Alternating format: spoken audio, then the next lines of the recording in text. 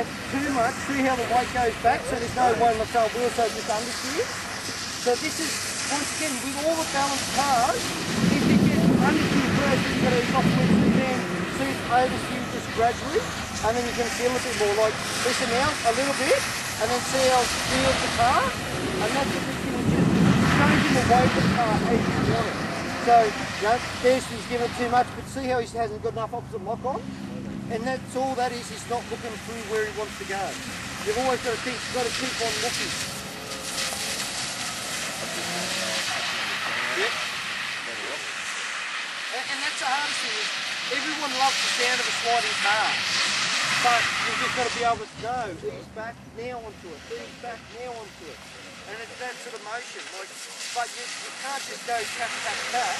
You've got to be feeling it. If you're not feeling where it is, then it's nothing. And that's the big key. Don't do it because you know you have to. You have to be feeling it.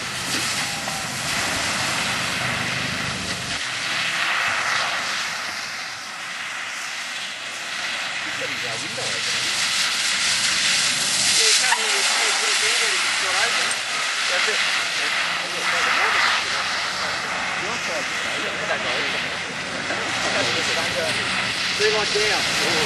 Oh, yeah.